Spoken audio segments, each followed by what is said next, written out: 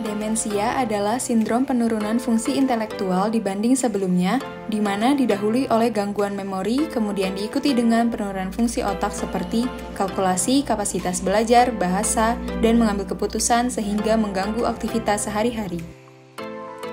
Epidemiologi menurut WHO pada tahun 2010 terdapat 35,6 juta orang di dunia yang menderita demensia dan diperkirakan meningkat menjadi 65,7 juta pada tahun 2030. Demensia banyak dialami pada usia di atas 65 tahun dan lebih banyak pada wanita daripada pria. Seseorang dengan riwayat orang tua, saudara laki-laki maupun perempuan dengan penyakit Alzheimer memiliki risiko lebih tinggi untuk menderita penyakit Alzheimer. Macam-macam demensia. Pertama, reversible atau dapat disembuhkan seperti normal pressure hydrocephalus, gangguan metabolisme, keracunan, dan infeksi akut seperti pada COVID-19. Kedua, irreversible atau tidak dapat disembuhkan, yaitu penyakit degeneratif seperti Alzheimer yang merupakan penyakit paling banyak, lalu demensia vaskuler. Kita sering mendengar bahwa pikun itu biasa pada orang tua, dan dalam bahasa Sunda ada gejala 5B, yaitu bedegong, belikan, beser, boson, borangan.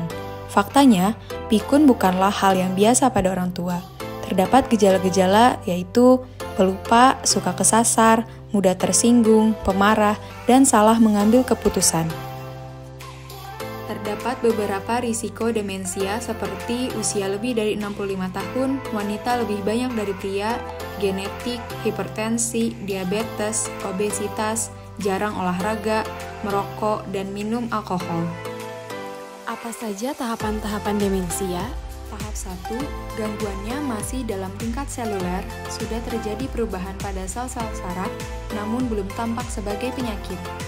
Tahap 2, gangguan memori sudah muncul tapi masih bisa diingat kembali ketika diberi pancingan untuk mengingat. Disebut juga gangguan kognitif sesuai usia. Tahap 3, sudah terjadi penurunan kognitif yang tidak bisa diberikan pancingan lagi, sehingga sudah menetap gangguan kognitifnya tapi belum menimbulkan gangguan sehari-hari.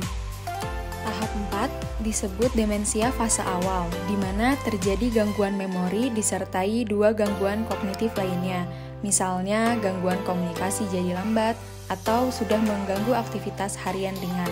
Jadi sudah ada gangguan tetapi belum perlu bantuan orang lain. Tahap 5 penurunan sedang. Gangguan memori, komunikasi, dan lainnya sudah mulai jelas, seperti sulit atau kesulitan melakukan aktivitas harian yang menggunakan alat, misalnya menggunakan telepon. Tahap 6, penurunan sedang berat.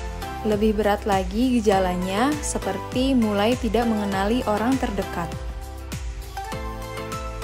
Tahap 7, stadium berat, di mana pasien sudah tidak mengenal siapapun dan tidak dapat melakukan aktivitas apapun. Kenali 10 gejala umum demensia Alzheimer. 1. Gangguan daya ingat. 2. Sulit fokus. 3. Sulit melakukan kegiatan familiar. 4. Disorientasi. 5. Kesulitan memahami visuospasial. 6. Gangguan berkomunikasi. 7. Menaruh barang tidak pada tempatnya. 8. Salah membuat keputusan. 9. Menarik diri dari pergaulan. 10. Perubahan perilaku dan kepribadian. Lalu, bagaimana terjadinya demensia? Demensia terkait dengan kerusakan dari sel-sel di otak dan hilangnya koneksi saraf di otak satu sama lain dikarenakan proses degeneratif atau penuaan. Sel-sel di otak memiliki fungsinya masing-masing, salah satunya adalah fungsi kognitif. Sehingga, jika terjadi kerusakan bagian-bagian otak tertentu, maka fungsinya akan menurun secara bertahap, terutama fungsi kognitif. Apa saja bahayanya demensia? Demensia dapat menimbulkan beban psikologis, sosial, dan ekonomi bagi penderita dan keluarga atau caregiver. Pasien dengan demensia tidak dapat mengurus dirinya sendiri, dapat terjadi gangguan nutrisi karena kesulitan makan dan minum, dapat menjadi depresi dan menarik diri dari lingkungannya.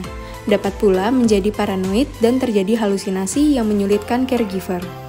Apakah demensia dapat diobati? Sampai saat ini belum ada obat yang dapat menyembuhkan, tetapi obat yang ada sekarang mencegah progresivitasnya.